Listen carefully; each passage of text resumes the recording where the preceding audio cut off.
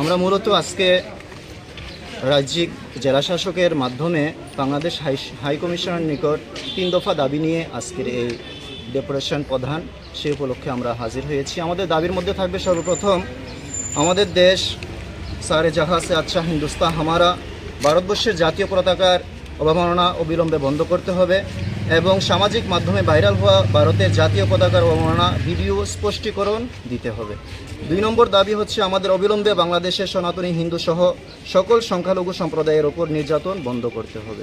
আমাদের 3 নম্বর দাবি হচ্ছে ধর্মীয় সংখ্যালঘু গুরুদের অবমাননা এবং ধর্মীয় সংখ্যালঘুদের সম্পত্তি রক্ষা করার দাবি জানাচ্ছি। আমরা আশা রাখব বাংলাদেশ সরকার এই সমস্ত দাবিগুলোতে নিজেদের ইতিবাচক পদক্ষেপ যেন গ্রহণ করে। আমরা দাবি জানাচ্ছি সেটাই, যেন সরকার সেই বিষয়ে পদক্ষেপ গ্রহণ করে। এটা ওনাদের কাজ, ওনারা পদক্ষেপ গ্রহণ করা আমাদের দাবি। আমরা চাইব সেইটাই যেন আমাদের দাবি পূরণ হয় এবং সেটা বিষয়ে সরকার পদক্ষেপ গ্রহণ করে। কারণ আমরা এই বিষয়ে আমরা নিজেদের হাতে নিতে পারবো না, সেটা সম্পূর্ণ দায়িত্ব থাকবে সরকার পক্ষের। আর আমরা তাদের কাছেই দাবি জানাবো, সেটাই দাবি নিয়ে আমরা আজ উপস্থিত হয়েছি।